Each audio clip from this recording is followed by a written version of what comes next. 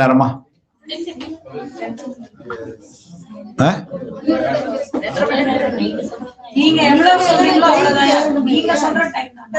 இது எப்படி இருக்குன்னா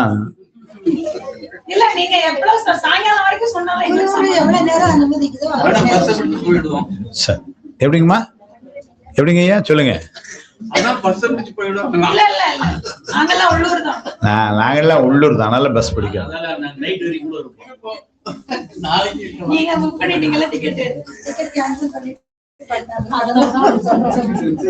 கண்ணுதலும் கண்டக்கரையும் கரந்தருளி மண்ணிடையில் மாக்கள் மலமகற்றும் வெண்ணை நல்லூர் மெய்கண்டான் என்றொருகால் மேவுவரால் வேறின்மை கை கொண்டார் உள்ளத்தின் கண். இதான் முதல் பாட்டு.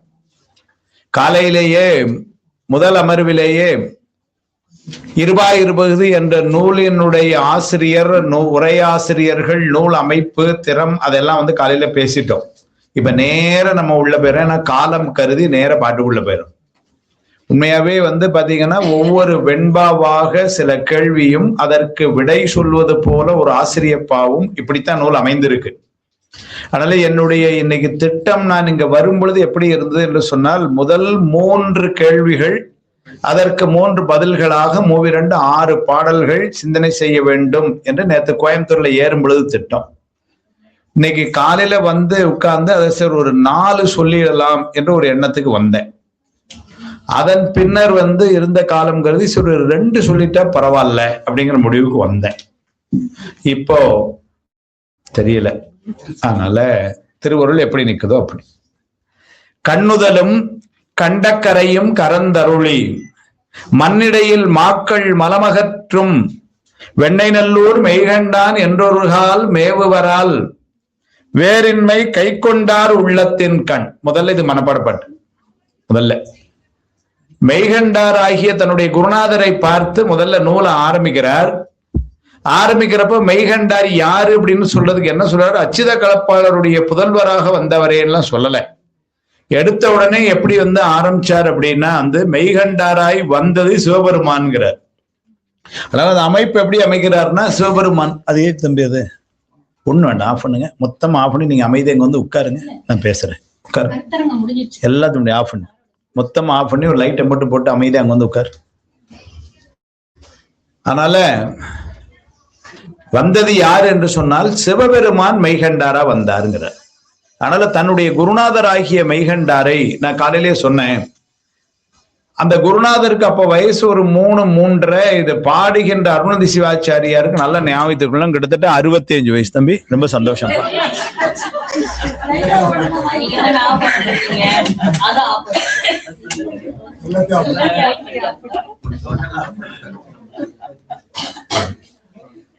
அது கூட பாருங்க, ஆஃப் பண்ண உடனே எவ்வளவு பேர் முகத்துல மலர்ச்சி இருக்கு பாருங்க. ஆஃப் பண்ணிட்டானேங்கிற வருத்தம் இல்லை, அந்த தம்பிக்கு நன்றி அப்படிங்கிற மாதிரி.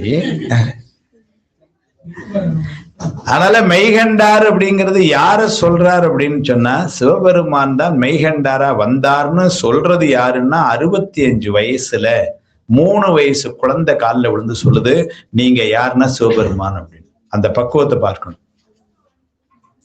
சொன்ன சகலாகம பண்டிதர் கிட்டத்தட்ட 60 வயதுக்கு மேல அவருடைய ஆசிரியராக ஞானாசிரியராகிய மெய்கண்ட தேவநாயனாரை அவர் எப்படி சொல்றார், எப்படி பார்க்கிறார் அப்படின்னாலே அது சிவபெருமான் தான் மெய்கண்டாரா வந்தார். அதுதான் உண்மையும் கூட. ஆனால் அவர் என்ன சொன்னார், வரும் பொழுது சுவாமி கண்ணுதலும் அப்படின்னா நுதல்னா நெற்றி கண்ணை மறைத்து கொண்டு, அது இருக்க மாதிரி தெரில. மாணிக்கவாசகருக்கு ஆட்கொள்ள வரும் பொழுது நெற்றி கண் அங்க தெரியல. அங்கிக்கண் கறந்து கண் நன்னுதல் மேல் கவின சாத்தின்னு தான் சொல்றார். அங்கேயும் நெற்றி கண்ணை மறைத்து அது மேல திருநீர் பூசிட்டு வந்தான்னு தான் பாதோர்பானம் சொல்றார். அங்கிக்கண் கறந்து எங்க இலகு திருமுண்டம் அப்படின்னு திருநீரை அங்கிக்கண் கறந்த நன்னுதல் மேல் கவின சாத்தி அப்படின்னு தான் சொல்றார். அதே மாதிரி இங்கேயும் பாத்தீங்கன்னா கண்ணுதலும் அடுத்தது என்ன சொன்னாரு, கண்டக்கரையும்னாரு. கண்டம்னா கழுத்து, கரைனா அதுல நீலகண்டமாய் ஆளாள விஷயத்தை சுவாமி அங்க தாங்கி நிற்கின்ற ஒரு கரையா இருக்கின்ற அந்த கோலத்தையும் மறைத்துங்கிறார். அப்படின்னா மெய்கண்டாரா வரும் பொழுது அதெல்லாம் தெரியலையா. கண்ணுதலும் கண்டக்கரையும் கரந்து அருளினர். கரந்துனா மறைத்துன்னு அர்த்தம். கரந்தான் அப்படின்னா மறைந்தான்னு பொருள் தமிழ்ல. ஆனால கண்டக்கரையும் சுந்தரருக்கு திருவடி தீட்சை வைத்த போது சித்தவட மடத்திலே அந்த திருவடியை பட்ட போது என்னை பலகாலம் மிதித்தனை நீ யார் என அப்படின்னு சுந்தரர் கேட்கவும் சுவாமி சேக்கலார் சுவாமி சொல்றாரு, அறிந்திலையோ என கரந்தான். கங்கை சடை கரந்தபிரான் அப்படின்னா கங்கை சடையில நமக்கு தெரியாத மாதிரி மறைச்சு வச்சிருக்கிறான். கங்கை சடை கரந்தபிரான் அறிந்திலையோ என கரந்தான்பர், மறைந்தான்னு பொருள்.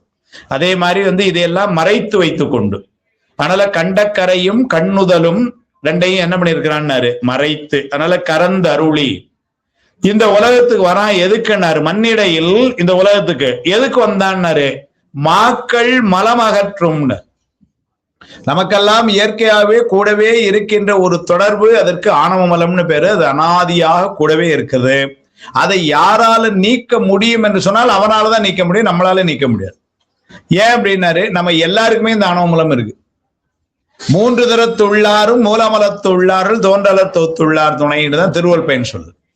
அதனால 1 மலமுடைய விஞ்ஞானகலர், 2 மலமுடைய பிரளயாகலர், 3 மலமுடைய சகலர் எல்லாருக்குமே ஆணவ மலம் என்பது உண்டு. அதனால ஆணவ மலம் நீக்கம் என்பது யார் செய்ய முடியும் அப்படின்னா, இயல்பாகவே ஆணவ மலம் நீங்கி இருக்கிறவர்களால் தான் முடியும். அகத்தொரு நோய்க்கு உள்ளினர் அன்றி அதனை சகத்தவரும் காண்பரோதாம்பர் திருவள்ளுவர். அப்ப இந்த நோயினுடைய தாக்கம் யாரு எப்படி இருக்குங்கிறது யாருக்கு தெரியும்னா, கூடவே உயிருக்கு உயிராய் இருக்கின்ற பெருமானுக்குத்தான் அந்த நோயினுடைய தாக்கம் தெரியும். சுவாமிதான் கூடவே இருக்கிறான்.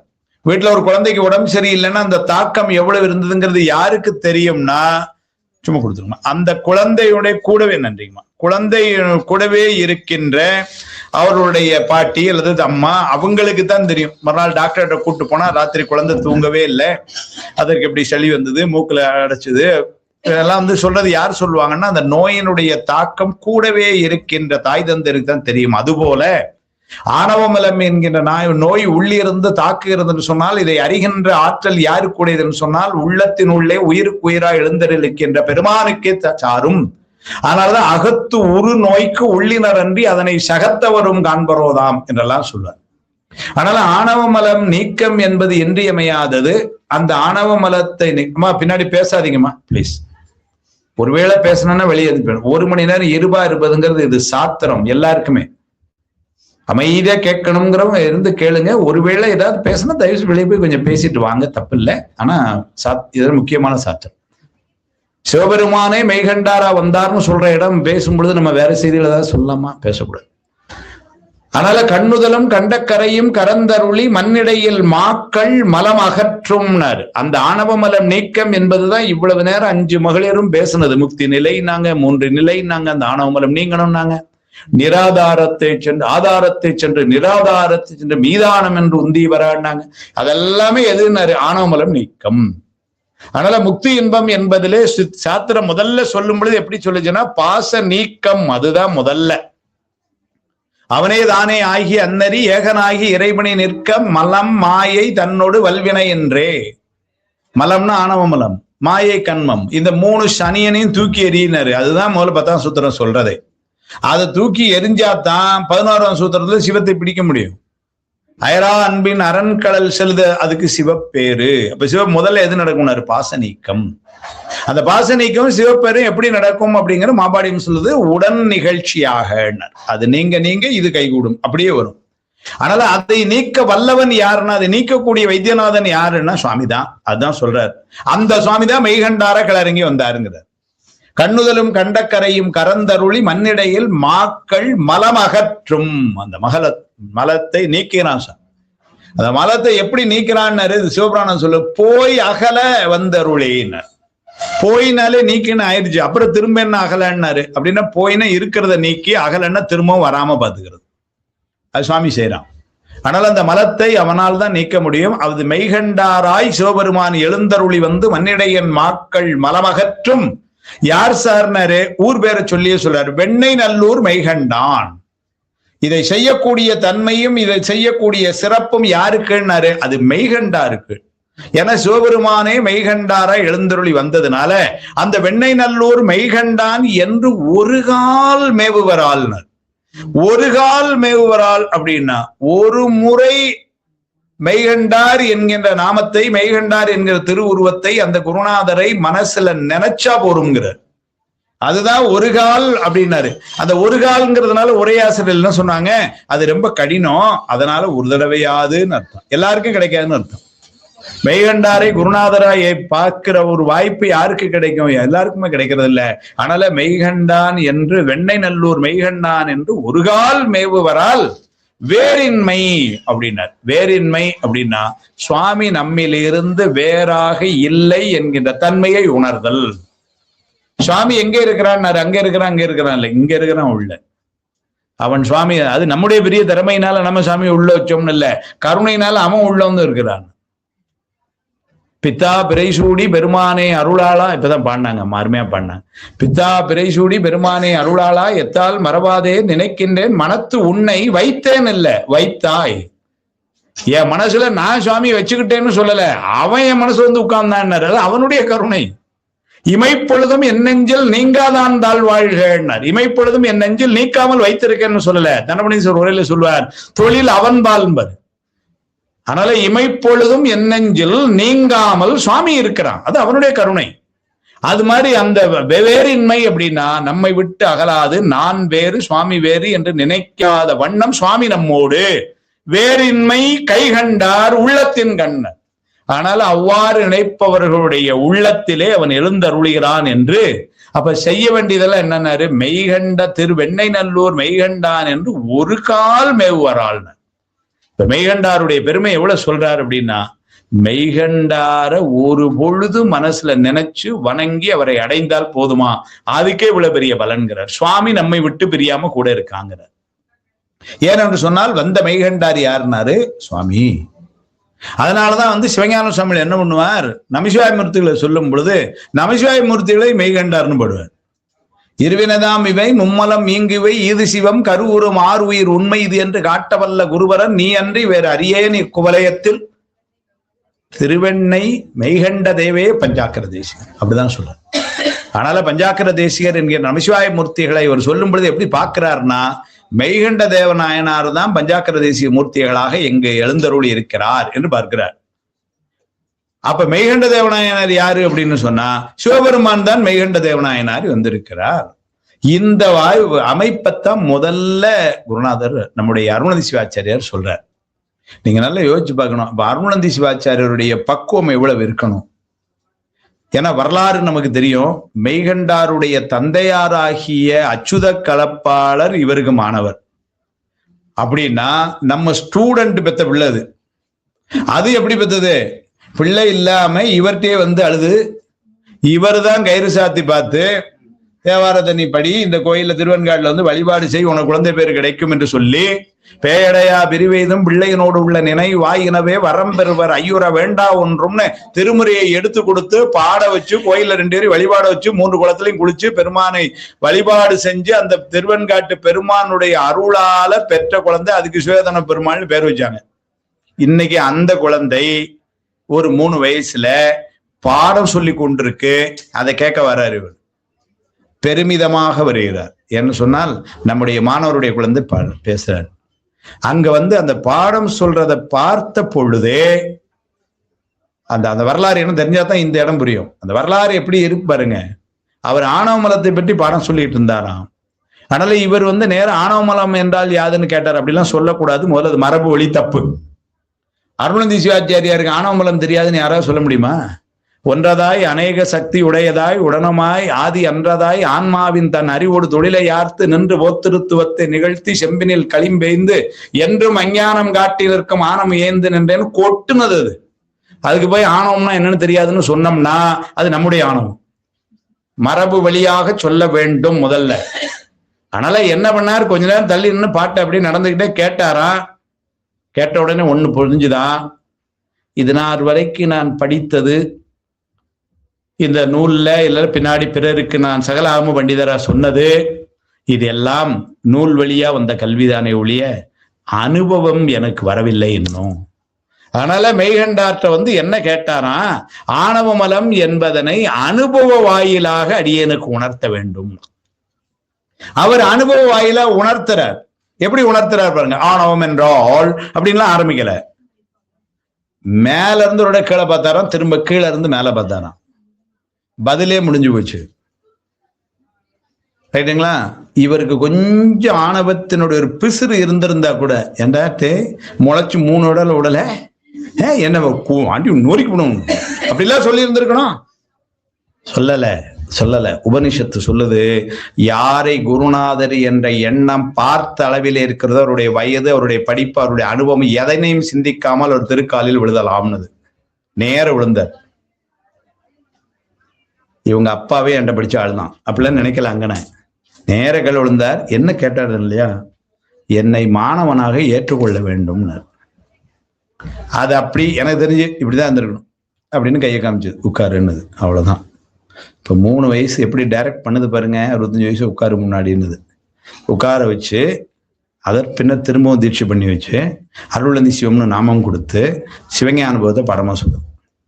அதை கேட்ட அந்த பெருமான் இப்ப திரும்ப கேட்கிறார் சில கேள்விகளை. இதுதான் அந்த சூழல். இது ஏன் சொல்லணும், அந்த வரலாறு தெரிஞ்சாதான் இவர் தன்னுடைய 20 இப்படி எல்லாம் கேள்வி அமைக்கிறார்னா, ஏன்னா சித்தியார் முழுக்க எப்படி அமைந்திருதுன்னா, சிவஞான போதம் அவற்றை கேட்டதை அவரே சொல்றாரு, மெய்கண்டாரே அருளந்தி சிவாச்சாரியார்ட்ட இதுக்கு நீ உரை செய் அப்படின்னு. ஏன்னா அவருக்கு நல்லா தெரியும் இந்த நூலை ரொம்ப மேன்மையான ஆன்மாக்களுக்குரிய பக்குவ நிலையில வச்சு சொல்லிட்டோம்.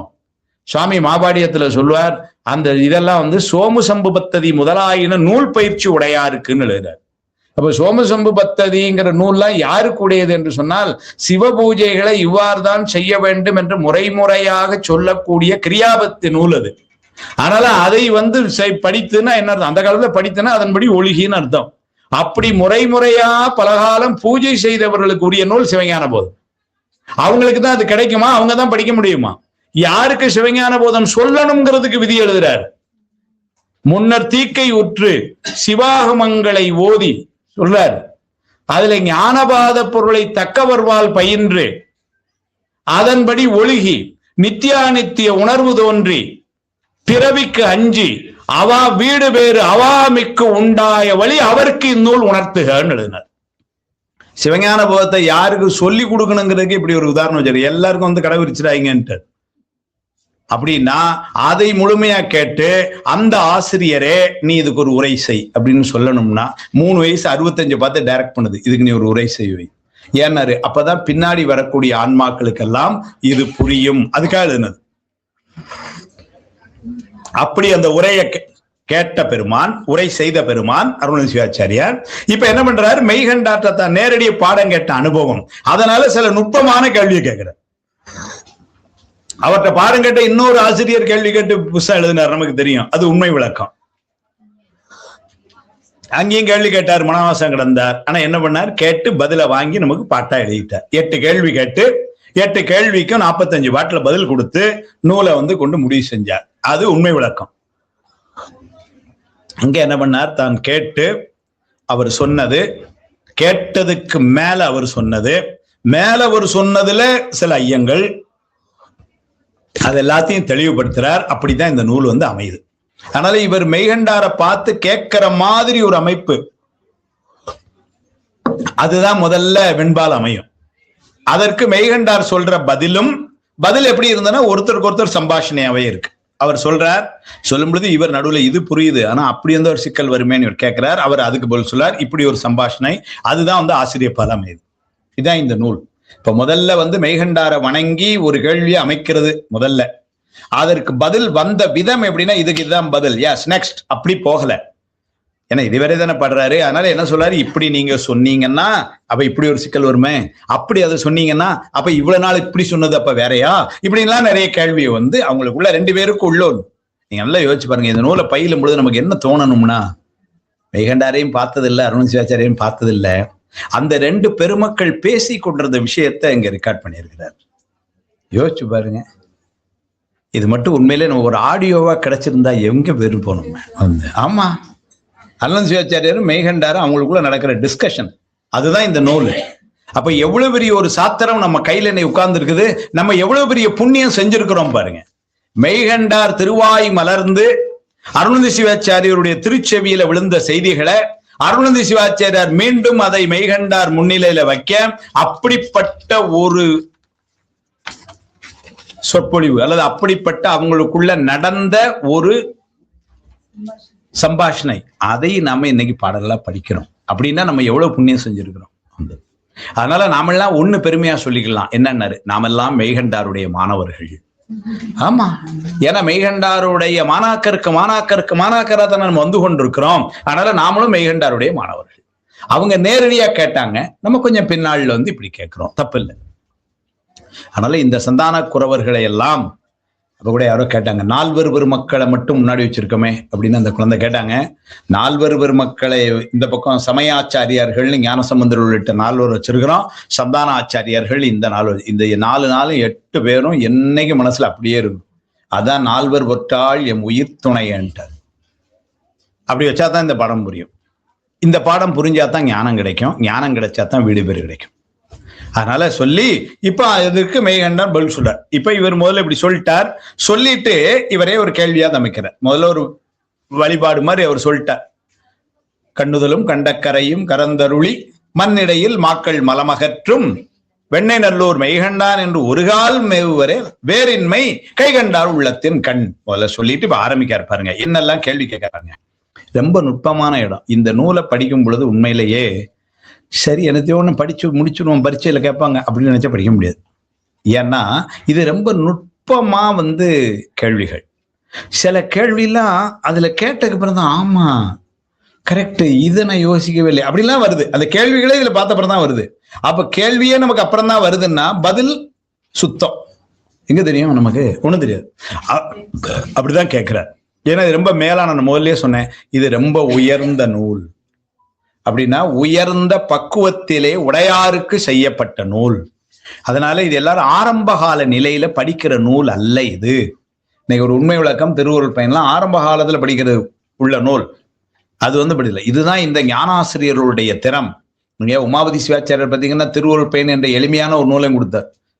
கற்குஞ்சரக்கன்று நன்னில் கலைஞானம் கற்குஞ்சரக்கன்று இருக்கான், ஈஸியா புரிஞ்சுட்டு போயிட்டோம். அகர உயிர் போல் அறிவாங்க நேரில் இலக்கம் இருந்து முடிஞ்சு போச்சு. தன்னிலைமை மண்ணுரில் சார தரும் சக்தி பின்னமில்லா நீங்கள் பின்னார் எல்லாம் டக்கு டக்கு டக்குன்னெல்லாம் புரியுது. என்ன பெரிய கஷ்டம், புரிஞ்சுட்டு போயிருது. அதே ஆளுதான் என்ன பண்ணாரு, சிவபிரகாசத்தை கொண்டு வந்து வச்சார். அவ்வளவு நுட்பமா கொண்டு வந்து வச்சார். அத்வைதத்தை அப்படியே புட்டு புட்டு விட்டு வைக்கிறார். அப்படி ஒன்னொன்னையும் ரொம்ப நுட்பமா வச்சார். அப்போ மாணவர் நிலையில ஒரு அடிப்படை நிலையில இருக்கிறவர்களுக்கு ஒரு நூல் திருவருள் பயன். மாணவர் நிலையிலேயே கொஞ்சம் உயர்ந்த நிலையில இருப்பது உங்களுக்குள்ள சிலபஸ் திருவருள் பயன்ல இருந்தாங்க சிவபிரகாசம். இன்னும் ரொம்ப நல்லா படிச்சு இதானவங்க, அவங்கள மாதிரிலாம் கல்லூரியெல்லாம் படிச்சு நல்லா படிச்சவங்க, அதனால அவங்களுக்கு ஃபர்ஸ்ட் ரேங்க் வாங்குற ஆளுக்கு வினாவெண்பார் இப்படி வந்து கொடுத்தாரு. வேறு சமயங்களை பற்றியும் ஆராய்ச்சி தெரிந்து கொள்ள விரும்புகிறேன், அப்படியா அங்க வாங்க சங்கற்ப நிராகரணம், இப்படி தகுதி தந்து ஒன்னொன்னுக்கும் கொடுத்துட்டே போனார். அதே மாதிரிதான் இவரு நமக்கெல்லாம் புரியணும் சிவஞான போதம்ங்கிறதுக்காக சொன்னது சிவஞான சித்தியார். ஆனா அதுல உள்ள நுட்பங்களை எல்லாம் நாம அனுபவிக்க வேண்டும் என்கின்ற ஒரு கருணை, அதுதான் 20 2 நூலுக்குள்ள வித்தியாசம். இதுதான் சுவாமி சிவஞான சுவாமிகள் மாபாடியத்துல சிவஞான சித்தியார் நிறைய இடங்கள்ல கையாளுவார். ஏன் அப்படின்னா அது உரை நூல், அது வழி நூல். அதனால சொல்வார் 20 கையாளுவார் எடுத்து. ஏன்னா அவருக்கு சுவாமிக்கு அவ்வளவு பிடித்தார். பின்னாடி இதுல சொல்வார், நாணவமலம் எப்படி வந்ததுன்னு இதுல ஒரு கேள்வி வந்து கேட்பார். தானோ மாட்டாது யானோ செய்கிலன் நீயோ செய்யாய் நின்மலன் ஆயிட்டும்பார். அதை அப்படியே எடுத்து மேற்கொள்ள காட்டுவார். அதெல்லாம் வந்து அப்ப ஏற்பட்ட ஒரு முக்கியமான நூல். இப்ப அந்த 2வது பாட்டு நம்பர் 2 ஆசிரிய பாரு. கண்ணகன் ஞாலத்து கதிர். இப்ப எல்லாத்தையும் புஸ்தகம் இருக்கா இல்ல பக்கத்துலயாவது பாத்துக்கிற மாதிரி இருக்கா? ஏன்னா புஸ்தகமும் பார்க்கலன்னா கடினம். உங்களுக்கு எல்லாம் புத்தகம் இல்லைங்களாமா? இல்ல, சரி, இருக்க அளவுக்கு பக்கத்துல கொஞ்சம் பாத்துக்கங்க வந்து. ஆமா,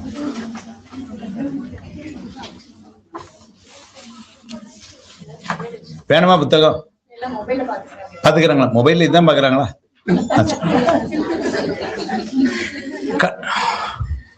இல்ல, என்கிட்ட 2-3 புத்தகம் இருக்கு. வேணும்னா இப்ப பாக்குறதுக்கு எடுத்துட்டு திரும்ப தரலாம்.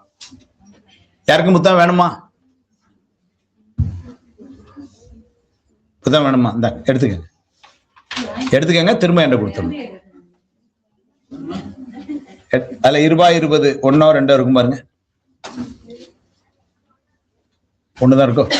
சரி, எடுத்துக்கங்க. சரி, கொடுங்க, யாராவது எடுத்துக்கங்க. இந்தா நீ வந்து ஏமாந்து போகாத, இந்தா இருப்பாய். ஓ என் புத்தகமா ஒன்றை கொடுத்தாச்சு கொஞ்சம். இப்ப எல்லாரும் முடிஞ்ச அளவுக்கு, ஏன்னா அந்த செய்யுள் வந்து அதை பார்த்தாதான் கொஞ்சமாவது புரியும். அதனால செய்யுள் வந்து முதல்ல பார்த்துக்க.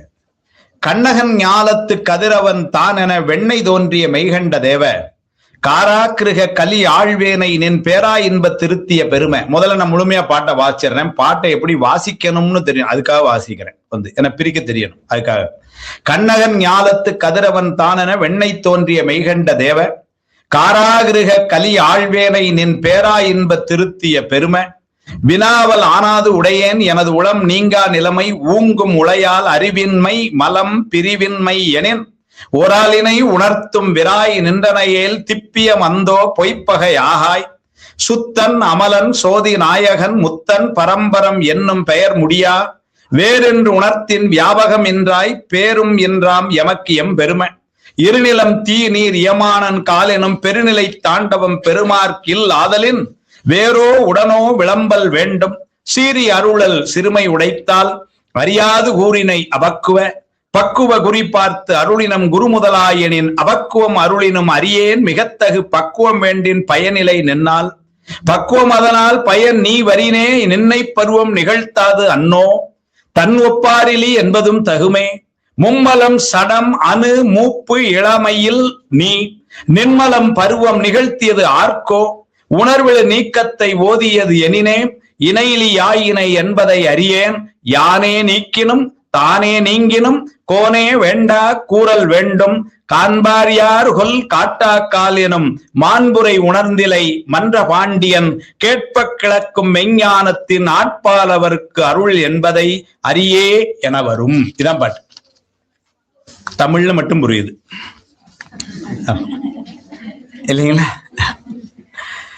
கண்ணகன் ஞாலத்து அப்படின்னா விரிந்து பெரிந்து இருக்கின்ற இந்த உலகம்.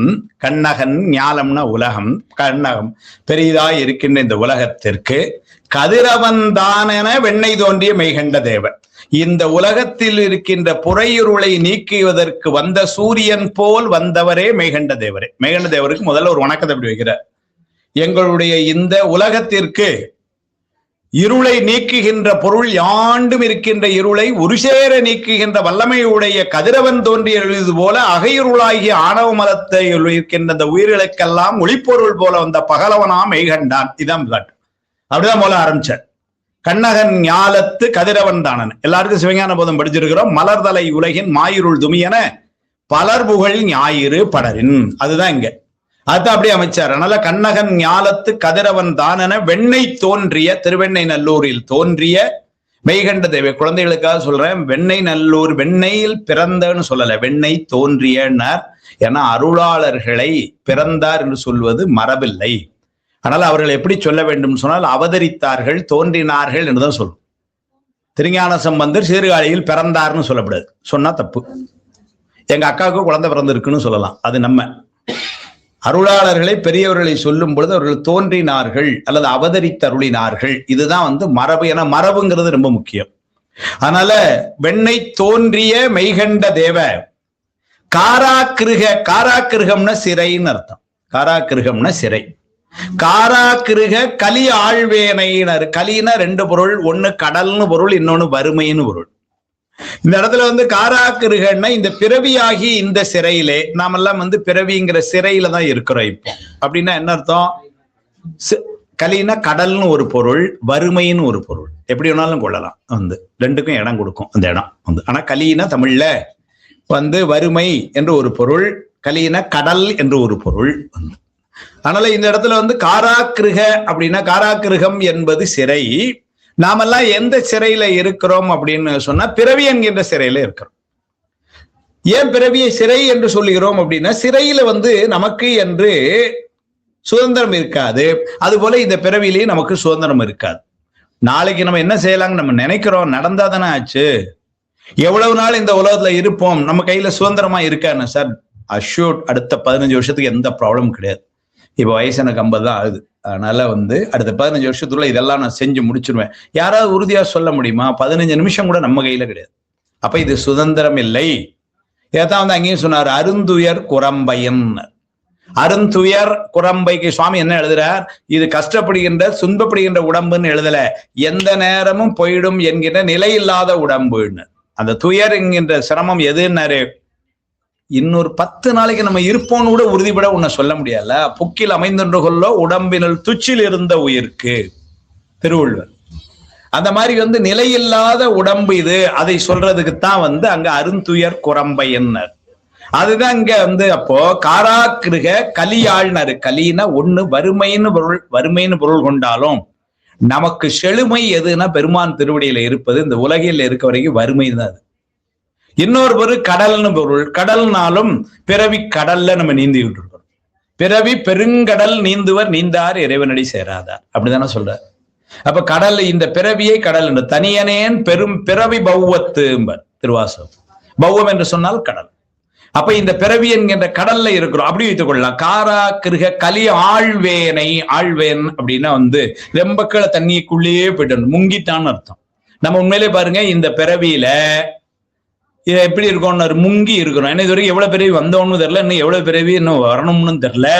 அதனால முங்கி போய் தான் உள்ள இருக்கிறோம். அதுதான் ஆழ்வேனை நின் பேரா இன்பத்து இருத்தியாழ்னார். அப்படி இருக்கின்ற என்னை மெய்கண்ட தேவனே நீதான் பேரா இன்பம் அப்படின்னார். அப்படின்னா பேரானா நம்ம விட்டு நீங்காத இன்பத்து இருத்திய சுவாமி கூட இருக்கிற அந்த இன்பத்தை நம்ம கொண்டு கொடுத்தது யார்? மெய்கண்டார். அப்படின்னா மெய்கண்டார் தான் சுவாமின்னு சொல்லியாச்சு. இப்ப அவரு கூட வந்துட்டாருன்னா என்ன அர்த்தம்? போதானந்த பொருளாம் மெய்காட்டும் மெய்கண்டாயிடுதானே சொன்னார் உண்மை விளக்கத்துல. அதனால அந்த செய்தி அப்படியே எடுத்துங்க சொல்ற. பேரா இன்பத்து இருத்திய பெருமை. பெருமைன்னா பெருமைக்குரியவன் அவனுக்கு, நமக்கு பெருமை இல்லை. எங்களை எல்லாம் இந்த மாதிரி உன்னுடைய கருணையினால் எங்களையும் கொண்டு உன்னுடைய திருவடியில இருத்தி இன்பத்தை நாங்கள் நுகர்விக்குமாறு செய்த பெருமைக்குரியவன் நீ, என்னையும் ஆண்டு கொண்டு என்னருள் புரியும்பன் திருவாசகம். அது மாதிரி அதனால பேரா இன்பத்து இருத்திய பெருமை வினாவல் ஆனாது உடையேன். வினாவல் அப்படின்னா வினா கேட்கணும்னு நினைக்கிற, ஆனாது அப்படின்னா ஒளியாதுன்னு அர்த்தம். அப்படின்னா இந்த வினாவை கேட்காம என்னால இருக்க முடியல, அதனால இந்த வினாவெல்லாம் நான் உங்களிடம் கேட்க விரும்புகிறேன். வினா கேட்க விரும்புகிறேன் என்று ஆசிரியர்கிட்ட வைக்க முன்னாடிதான் ஆசிரியர் இவ்வளவு பெருமையை முதல்ல சொல்லிக்கிறார். நான் உங்கள்ட்ட நேரம் சாமி ஒரு டவுட் அப்படின்னு நேரம் கேட்கல. கண்ணகன் ஞாலத்து கதிரவன் தானென வெண்ணை தோன்றிய மெய்கண்ட தேவ காராக்கிருக கலி ஆழ்வேனை நின் பேரா இன்பத் திருத்திய பெருமை பொன்னார் திருவடிக்கு ஒன்றுண்டு விண்ணப்பம் போற்றி செய்யும் அப்பர் சாமிகள் இல்லையா? நேர சாமிகிட்ட போய் அப்படியே கேட்கல, என் ஆவி காப்பதற்கு இச்சை உண்டே, அதுக்கப்புறம் தான். அதே மாதிரிதான் இவரும் பொய்காட்டி பொய்யகற்றி போதானந்த பொருளா மெய்காட்டு மெய்கண்டாய் விண்ணப்பம். பொய்காட்டா மையா திருவெண்ணை வித்தகா சுத்த வினா ஐயா நீதான் கேட்டு அருள், அப்படிதான் அமைச்சார். அதையேதான் இங்கேயும் செய்யறார். அதனால பேரா இன்பத்து இருத்திய பெருமை வினாவல் ஆனாது உடையேன். நிறைய சந்தேகங்கள் மனசுல என்ன விட்டு நீங்காமலே இருக்கு. அதனால ஆனாது அப்படின்னா ஒளியாது அல்லது நீங்காதுன்னு அர்த்தம். என் மனசுல நிறைய டவுட்டு சாமி, அது நீங்கவே நானும் எல்லாமே படிச்சு பார்க்க புரியவே மாட்டாங்க. யார் கேட்கிறா? சகலகாம பண்டிதர் சொல்றாரு எனக்கு சந்தேகம் விளங்க மாட்டாங்கன்ட்டு. ஏன்னா குருநாதர்கள் அப்படித்தான் பார்த்திருக்கிறாங்க. குருநாதர்கள் முன்னாடி போய் நிற்கும் பொழுது டோட்டலா எல்லாம் ஆஃப், ஒன்னும் நமக்கு தெரியல அப்படின்னு. சாமி எனக்கே நல்லா தெரியும், காலை சட்டை தூங்கினா ஜுவாலி முடிஞ்சான்னு அர்த்தம். ஆமா ஆமா, அதனாலதான் அந்த காலத்துல சட்டை போடாம குருநாதர் போய் நின்னாங்க. ஆமா, காலில் கை வச்சானா கையை வெட்டிடுவான்.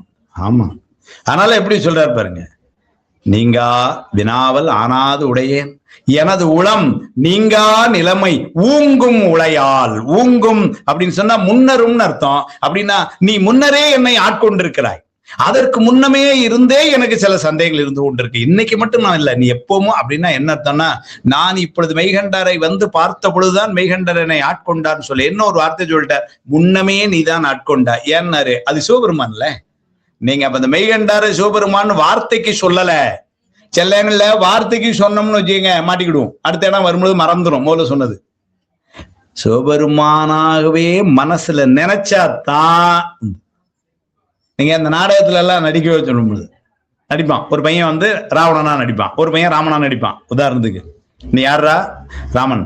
நீ யாரு? ராமன் அப்படின்னு சொல்லி அடுத்தால ஒரு மூணாவது ஏதோ ஒண்ணு நீ யாரு? சுப்பிரமணியன்றான். ஏன்னா மறந்துடும் அவனுக்கு. இல்லைங்களா? அப்போ நம்ம எல்லாம் அப்படித்தான் சாமி அப்பப்ப நினைக்கிறோம், மறந்துடுறோம். இவர் மெய்கண்டார சுவாமியாவே பார்த்ததுனால என்ன சொல்றார், நான் இப்பொழுது உங்களை பார்த்த பொழுது நீங்கள் ஆட்கொண்டீர்கள் சொல்ல, இதுக்கு முன்னமையே நீங்க என்ன ஆட்கொண்டீங்களே. ஆகமத்தை நான் படிச்சேன் அப்படின்னாலே என்ன அர்த்தம், நீங்க கொடுத்தது தானே. ஆகமத்தை இந்த உலகம் உய்யும் பொருட்டு எழுதி தந்த கருணையுடைய பெருமான் உங்களுடைய அருள் இல்லாமல் நான் அதை எடுத்திருக்க முடியுமா கையில? அதனால என்னை நீர் முன்னமே ஆட்கொண்டேர். உழையும் ஊங்கும் உழையாள்னர். ஊங்கும் அப்படின்னா முன்னமையே, எப்போ முன்னரே நீ ஆட்கொண்டு, அப்படி நீர் ஆட்கொண்டு இருந்தும் இப்பதான் கேள்வி கேட்கிற. ஊங்கும் உழையால் அப்படி நீ என் கூடவே இருந்து, உழையால்னா என் கூடவே இருக்கிறது, கூடவே இருக்கிறது, அதுதான் உழையாள். அப்படின்னா நீங்க என்னை ஆட்கொண்டுட்டு என்னை விட்டு நீங்கிட்டீங்களா? சிவபெருமான் என்னை ஆட்கொண்டுட்டு எங்கயோ போயிட்டாரு அப்படியா? இல்ல எங்க அம்மா காலையில பால் கொடுத்து அப்புறம் எங்கயோ போயிடுது, வேலைக்கு போயிடுது அப்படின்னு சொல்ல இல்ல, கூடவே இருக்கிற உழையால் நீ அப்படி என்னை ஆட்கொண்டும் கூடவே இருந்தும். கேள்வி வருது, அறிவின்மை மலம் பிரிவின்மை எனின் அப்படின்னா எனக்கு இந்த அறிவின்மை எப்படி கேட்கிறாரு பாருங்க. ஆணவ மலத்தை அறிவின்மை என அறியாமை ஆணவம். அப்ப அதை கூட பேசும்பொழுது சொன்னாங்க, உண்மை விளக்கம் அப்படிதான் சொல்லுது, அறியாமை ஆணவம். அப்ப அறியாமை என்கின்ற இந்த ஆணவ மலம் நீ ஆட்கொண்டும் நீ கூடயே இருந்தும் இது எங்க இருந்து எனக்கு வந்தது? இதான் கேள்வி. நீ எப்பமோ கொஞ்ச நாள் என் கூட இல்லாம இருந்திருந்த, இல்ல இப்போ ஒரு 30 இயர்ஸா தான் நீ எனக்கு அருள் புரியுத, முன்னாடி இல்ல நான் தான் தனியா எல்லாம் பண்ணிட்டு இருந்தேன் அப்படின்னு சொன்னா அப்ப ஆணவ மலம் வந்துன்னு சொல்லியிருக்கலாம். அல்லது நடுவில் ஒரு 5 வருஷம் நீ பாட்டி எங்கேயோ போயிட்டியா, அப்ப அதுக்குள்ள நடுவில் தான் சார் இந்த பிரச்சனை எல்லாம் எனக்கு வந்ததுன்னு சொல்லலாம். நீ எப்பவும் கூடயே தானே இருக்கிற. இப்ப நமக்கே இந்த கேள்வி கேட்போம், சிவபெருமான் நம்ம கூடயே தானே இருக்கிறார். அப்ப கூடயே இருந்தார்னா ஒளிப்பொருளாகி அந்த பெருமான் கூட இருக்க இருளாகி ஆணவ மலம் எப்படி நமக்கு வந்தது? இதான் கேள்வி. இதான் கேட்கிறார். முதல்ல அறிவின்மை மலம் பிரிவின்மை எனின் அது என்னை விட்டு நீங்காது என்று சொன்னால், பிரிவின்மை என்னை விட்டு நீங்காது கூடயே இருக்க இப்போ. அதனால பிரிவின்மை எனின் ஒராலினை உணர்த்தும். ஒரால்னா ஓரால் என்பது ஒரால் என்று மருவியது. ஓரால் அப்படின்னா நீங்குதல்னு அர்த்தம். அப்படின்னா இந்த மலம் எப்பதான் நீங்கும், அதுக்கு என்ன வழி கேட்கிறார். இப்படி என் கூடவே இருக்கிற இந்த மலம் ஒராலினை அப்படிங்கிறது ஓராலினைங்கிறது ஒராலினை என மருவிற்று. ஓரால் அப்படின்னு சொன்னா நீங்குதல் அர்த்தம். அது நீங்குதல் எப்போ? உணர்த்தும். அது சொல் விராய் நின்றனையேல் பெருமான் நீ கூட நீ இருக்கிறே அப்படின்னு சொன்னால், இப்பதான் கேள்வி கேட்கிற, நீ என் கூடவே தான் இருக்கிறேன்னு சொன்னா திப்பியம் அந்தோ. திப்பியம்னா தெய்வத்தன்மை அர்த்தம். அப்படின்னா உன்னுடைய தெய்வத்தன்மை இல்லை என்றல்லவா ஆகிவிடும். நீ கூட இருக்கும் பொழுதும் ஆணவமலம் என்னை பற்றும் அல்லது என்னை தீங்கு செய்யும் என்று சொன்னால் அப்ப என்ன அர்த்தம்? உன்னுடைய தெய்வத்தன்மை வேலை செய்யலன்னு அர்த்தம். நீ இருந்துமே நடக்கலன்னு அப்படிதானே அர்த்தம். நீ கூட இருக்கிறல்ல, ஆமா இருக்கிற, ஆனா இருந்தும் இந்த ஆணவமலம் என்னை மறைக்கிறது என்று சொன்னால் அப்ப என்ன அர்த்தம்னாரு? திப்பியம் அந்தோ. அப்ப உன்னுடைய தெய்வத்தன்மை என்னாச்சு? அந்தோ பொய்ப்பகை ஆகாய். அப்படின்னா பொய்யான ஆணவ மலத்திற்கு நீ பகை என்று சொல்ல முடியாது. பொய்ப்பகை ஆகாய். ஏன்னாரு முக்காலிலே சொன்னேன், மெஞ்ஞானம் என்பது சுவாமி, அஞ்ஞானம் என்பது ஆணவமலம். ரெண்டு ஒண்ணுக்கு ஒண்ணு ஆகாது. பதியினை சென்று அணுகா பசுபாசம், பதி அணியில் பசுபாசம் நில்லாவே திருமந்திரம். ஆனால சுவாமி முன்னாடி இந்த பாசம் நிற்காது. பாசம் ஒரு நாளும் இந்த உயிரைத்தான் பெற்ற மாதிரி சுவாமியை பெற்ற முடியாது. அப்ப அவங்க ரெண்டு பேத்துக்குள்ள பகை, ஒருத்தருக்கு ஒருத்தர் நிக்க முடியாது. அப்படின்னா ஆணவ மலம் பொய்யான இந்த ஆணவத்திற்கு நீ பகைன்னு இவ்வளவு நாள் நினைச்சுக்கிட்டு இருந்தது. அப்ப அது இப்படி இல்லையே, பகைன்னு இருந்திருந்தா நீ இருக்க இடத்துல அவன் வேலை பார்த்திருக்க முடியாதுல்ல. நீங்க ரெண்டு பேரும் எப்படி ஒன்னா இருந்திருப்பீங்க. அதனால அப்போ இந்த ஆணவ மலம் எப்படி என்ன பற்றுச்சு? இதான் கேள்வி. அதான் கேட்கிற. அப்ப நீ கூட இல்லையா? நீ இருந்திருந்தேன்னா இந்த ஆணவம் என்ன பற்றி இருக்க முடியாது அல்லவா? இதான் கேள்வி. ஆமா நான் இல்லைன்னு அவன் சொல்ல முடியாது. சுவாமி நம்ம கூட இல்லைன்னு சொன்னான்னு மாட்டிட்டோம். ஆமா இருந்தா அப்படின்னா அப்புறம் எப்படி ஆணவமலம் பற்றுச்சுன்னு ஒரு கேள்வி. அதான் கேட்கிறார். இது எவ்வளவு நுட்பமா கேட்காரு பாருங்க. திப்பியம் அந்தோ பொய்ப்பகை ஆகாய். ஒன்ன நாங்க சொல்லும் பொழுது சுத்தன் அப்படின்னா என்ன அர்த்தம்னாரு? இந்த ஆணவ மலம் என்கின்ற அசுத்தத்திலிருந்து வேற ஆனவன் சுத்தன். அமலன் என்று சொன்னால் மலங்களுக்கு எதிரானவன் அர்த்தம். அமலன் சோதி நாயகன், ஒளி பொருளாய் இருப்பவன், பரஞ்சோதி என்றெல்லாம் சொல்லுகிறோம். சோதி நாயகன் ஏன்னாரு? ஆணவ மலம் இருள். ஆனால சுவாமியை சொல்லும் எப்படி சொன்னோம் பாருங்க, ஆதி மந்தமில்ல அரும்பெரும் சோதி அப்படின்னு சொன்னோம். சுவாமியை சொல்லும் பொழுது எப்படிலாம் சொல்றோம் பாருங்க. நரியை குதிரை வரியாக்கி ஞானமெல்லாம் நிகழ்வித்து பெரியதன்னன் மதுரையெல்லாம் பிச்சதேற்றும் பெருந்துரையாய் அரிய பொருளே அவிநாசியப்பா பாண்டி வெள்ளமே தெரிய அரிய பரஞ்சோதி. சுவாமி பரம்னா உயர்வுன்னு. அப்ப பரஞ்சோதி சுவாமி அப்படியெல்லாம் அப்படி இவ்வளவு நாள் உன்னை சொன்னதெல்லாம் தப்பாயா? இருளும் அது நீ கூட இருக்கும்போது இருள் வேலை செய்யும்னா என்ன அர்த்தம்? அப்போ அது கேட்கிறாரு. இப்படி எல்லாம் இந்த இடங்கள்லாம் நான் எப்படி பொருள் கொள்வேன் அப்படின்னு சிவபெருமானாகிய மெய்கண்டார்த்த இந்த கேள்வியை கேட்கிறார். சுத்தன், அமலன், சோதி நாயகன், முத்தன். முத்தன் அப்படின்னா மலங்களில் இருந்து இயல்பாக நீங்கியவன் முத்தன். நமக்கு முக்தி இன்பம் என்பது மலம் நீங்கிய பின்னர். அதனால மலங்களில் இருந்து இயல்பாக நீங்கியவனுக்கு முத்தன்னு பேர். நம்ம சிவாயமூர்த்திகளை சொல்லும்போது சொல்லுவார், மாயா படலம் கிழித்து உன் அருள் ஞானம் விளங்க வைத்து நேய ஆனந்தத்தில் நித்த முத்த சுத்த தூயா சராசர பேதங்கள் யாவையும் தோற்றுவிக்கும் தாயான கோ முக்தி முக்தி பஞ்சாக்கர சத்குருவேன் பாடுற. அப்ப நித்த முத்த சுத்த தூய் சாமி அதாங்க சொல்றார். அப்ப சுத்தன், அமலன், சோதிநாயகன், முத்தன், பரம்பரன் அப்படின்னா எல்லாருக்கும் மேலானவன் என்னும் பெயர் முடியா. அப்ப இந்த பெயரெல்லாம் அந்த பெயருக்குரியவன் நீ இல்லையா? இப்படியெல்லாம் உண்மை சொல்லி கொண்டிருக்கிறமே, நீ இருக்கும் பொழுதே ஆனமலம் வேலையை காட்டும்னா அப்ப இந்த பேரெல்லாம் எப்படி நாங்க பொருள் கொள்ள அப்படின்னு ஒரு கேள்வி. இதே ஒரு கேள்வி. முத்தன் பரம்பரன் என்னும் பெயர் முடியா வேறென்று உணர்த்தின். இல்ல, நீ என்னிலிருந்து வேறாய் நின்று இதை உணர்த்துவாய். அனமலம் ஒரு பக்கம் வேலை செய்யும்.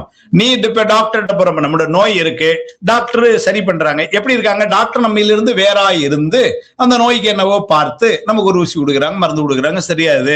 அப்ப டாக்டர் நம்ம கூடயே இல்லை, அவங்க கிளினிக்ல இருக்கிறாங்க, நம்ம போய் பார்க்கிறோம் அப்படின்னு என்ன அர்த்தம்? டாக்டர் நம்மிலிருந்து வேறாய் இருந்து அந்த நோய் சரி பண்ணுகிறார்கள். அது போல மெய்கண்டார், நீ சிவபெருமான் என்னிலிருந்து தனியாய் வெளியே இருந்து வேறாய் நின்று கொண்டு உன்னுடைய நோயை நான் நீக்குகிறேன் அப்படின்னு நீ சொன்னேன்னா அவர் சொல்றார். ஒருவேளை மெய்கண்டார் அப்படி சொல்லிட்டாரு, நீ கவலைப்படாத, நாங்க தனியா இருக்கிற உன்னுடைய நோய் சொல்லிட்டல்ல, நோயை நம்ம நீக்குவேன் அப்படின்னு சொன்னா அடுத்த வார்த்தை நீ வியாபகம் என்றாய். அப்படின்னா நீ எல்லா பொருளிலும் இருக்கிறேன் என்று சொன்னது அப்ப தப்பா? அடுத்த கேள்வி பாருங்க. முதல்ல சுத்தன் முத்தன் அதெல்லாம் தப்பான்னு கேட்டாரு. இல்ல நீ வேறாய் நின்று உணர்த்துவேன்னு நீ சொன்னேன்னா அவருன்னு பதிலே சொல்லல. அதுக்கு முன்னாடி இருந்தாலே கேட்டார். நீ அப்படி சொன்னேன்னா அப்ப நீ இவ்வளவு நாள் கூடவே இருக்கேங்கிறது இல்ல. முக்தி இன்பத்துல கடைசியில ஆனா இதுல சொல்லுவார், இந்த முக்தி இன்பம் அப்படிங்கிறப்போ எங்க உண்மை உலகத்துல சொல்லுவார், நாம சுவாமி கூட போய் சேர்றோமா, சாமி நம்ம கூட சேர்றாரா? எது முக்தி? திருவுந்தியார் படிச்சவங்களுக்கு எல்லாம் கேள்விப்போம். முக்தி இன்பத்துல சாமி நம்மளும் ஒன்னாகிறோம். கேள்வி என்னன்னா, நாம சாமிகிட்ட போனோமா, சாமி நம்மகிட்ட வந்தானா? சாமி நம்ம கிட்ட வந்தார். சுவாமி நம்ம கிட்ட வந்தார் அப்படின்னா இவ்வளவு நாள் சாமி நம்ம கூட இல்லைன்னு அர்த்தம். சாமி நம்மகிட்ட வந்தாருன்னா, நான் காஞ்சிபுரத்துக்கு இன்றைக்கு வந்தேன் அப்படின்னா என்ன அர்த்தம்? நேற்று வரைக்கும் நான் காஞ்சிபுரத்துல இல்லைன்னு அர்த்தம். அப்படிதானே? ஆமா. அப்போ என்ன சொல்றது? சுவாமி இங்க வந்தாரா, நம்ம சாமிகிட்ட போனோமா? என்னமா? சரி, அது தப்புனா இதுதான் சார் ஆன்சரு. நம்ம சாமிகிட்ட போனோம்னு சொல்லுங்க, அவ்வளவுதானே. ஏயா பியான்னு கேட்டீங்க, ஏ இல்லைன்ட்டீங்க, அப்ப பி வச்சுக்கோ. 1:30 வரைக்கும் என்ன சொல்லணுமோ சொல்லிட்டு போனி அப்படிங்கிற மாதிரி இருக்கு இல்லையா? அவனே வருவான். அப்ப அவனே வருவானா? அப்ப இவ்வளவு நாள் அவன் நம்ம கூட இல்ல. அதான் கேள்விப்போம். மதிவானன் சார் என்ன பார்த்தாரு இன்னைக்கு காலையில் அப்படின்னா என்ன அர்த்தம்? நேத்து அவர் வரலன்னு தானே அர்த்தம். அப்போ என்னங்க, திருவந்தியார் வரல இல்ல, எப்பவே நம்ம விட இருக்கான். இப்ப நம்ம பக்கம் அடைஞ்சு அவன் நம்ம தெரிய மாதிரி வருவான். அப்படியேம்மா நீங்களே என்னமா சொல்றீங்க? நாங்க என்ன சார் சொல்றோம்? நாங்க பாட்டு பேசாம தானே சார் இருக்கோம். நாங்க ஏதாவது கேட்கவா செய்யறோம்?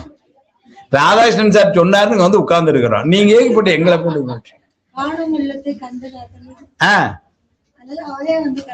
அவனேதான் அப்ப அவன் வருவார்னு சொன்னா சிக்கல் என்ன ஆயிடும்னா, இப்ப இவ்வளவு நாள் கூட இல்லைன்னு ஆயிரும்.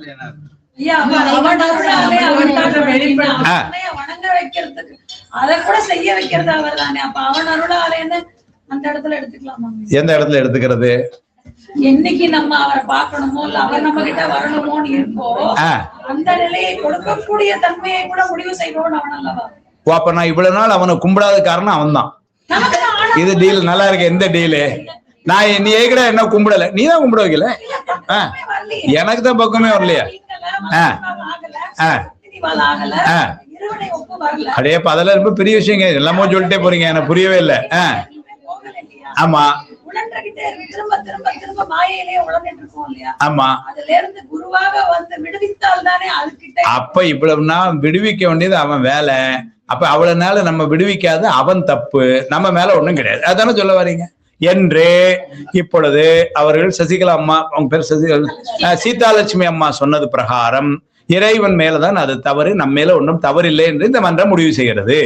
எல்லாரும் கையெழுத்து போட்டோம்னா வேலை முடிஞ்சது. என்னமா சத்திரிபாதமா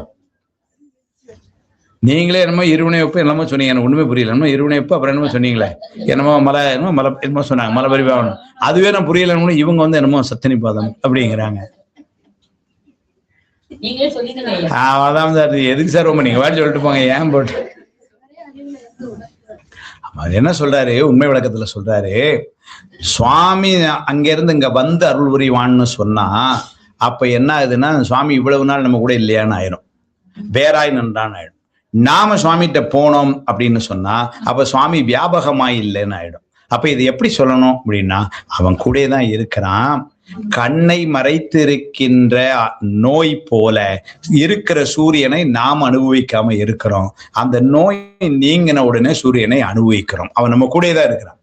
இதான் வந்து சூப்பரா இது உண்மை விளக்கம் சொல்லுது. கண்ணிலே இருக்கிற ஒரு நோய், அப்ப புறை இருக்கிற வரைக்கும் என்னது, கண் முன்னாடி தான் இருக்கு அந்த பொருள், ஆனா கண்ணுக்கு தெரியல. ஒரு நாள் டாக்டர்கிட்ட போய் அந்த கேட்ராக்ட் சரி பண்ணிடுறோம், சரி பண்ணோன்னு அந்த பொருள் தெரியுது, இப்பதான் அந்த பொருள் வந்துதானே, இல்ல இது கூட இருக்கிற பொருள் தான், இவ்வளவு நாள் நாம அனுபவிக்காம இருக்கிறோம், இப்பதான் ஊமன் கண் போல மிகருளும் யாமன் கண் காணாதவை என்றார்.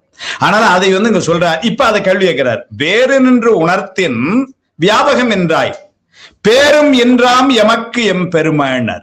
அப்படின்னா எங்களுக்கு இந்த பேரு அப்ப கிடைக்காமலே இல்லவா போயிரும், நீ எங்க கூட இல்லைன்னா இந்த பேரே எங்களுக்கு இல்லாமல்லா. பேரு என்பது சுவாமி நமக்கு அருள் செய்யுது, பெருமைக்கும் நுண்மைக்கும் பேர் அருள்க்கும் பேற்றின் அருமைக்கும் ஒப்பின்மையான அந்த பேற்றின் அருமைங்கிறது சுவாமி நமக்கு அருள் புரிகின்ற திறம், அதுக்கெல்லாம் ஒப்பு எதுவுமே கிடையாது, அப்ப அது இல்லைன்னு போயிடும். அதனால அப்படின்னு சொல்லிட்டு அப்பர் சுவாமிகள் திருத்தாண்டத்தை எடுக்கிறார். இருநிலம் தீ நீர் இயமானன் கால் என்னும் பெருநிலை தாண்டவம் பெருமார்க்கு இல்லாதலின். அப்பர் சுவாமிகள் வந்து சுவாமி எல்லாத்தோடையும் இருக்கிறான், இருநிலனாய் தீயாகி நீருமாகி யமனனாய் எரியும் காற்றுமாகி அருநிலைய திங்களாய் ஞாயிறாய் ஆகாசமாய் அட்டமூர்த்தி ஆகி இப்படி பெருமான் இருக்கிறான்னு சொல்றாரே. பெருநலமும் குற்றமும் பெண்ணமானும் பிறருருவும் தம்முருவும் தாமே ஆகி அப்படித்தானே சொன்னார். நெருநிலையா இன்றாகி நாளையாகி நிமிர்புன் சடை அடிகள் நின்றாவாரே, இப்படி எல்லாம் அப்பர் சுவாமிகள் சொல்லி இருக்கிறாரு. அப்ப அதெல்லாம் தப்பா? ஏன்னா நீ வேறாய் நின்று அப்படின்னு நீ ஒருவேளை சொன்னா அப்பர் சுவாமிகள் சொல்றாரு, இருநிலனாய் தீயாய் எல்லாமாய் அவன் தான் இருக்கிறான்னு சொன்னது அது வந்து அடிபட்டுருமே. கேள்வி கேட்கிறார்.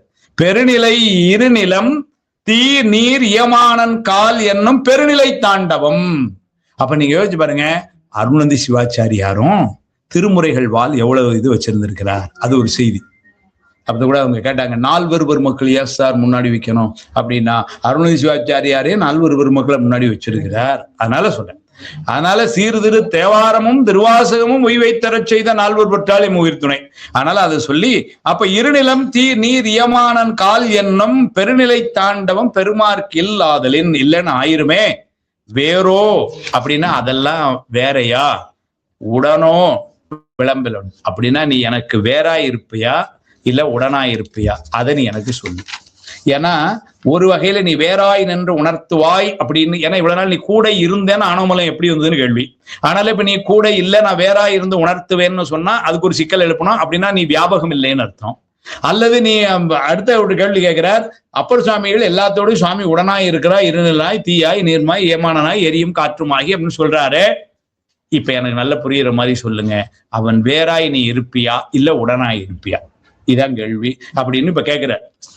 எப்படி சொல்றாரு பாருங்க, வேறோ உடனோ விளம்பல் வேண்டும்.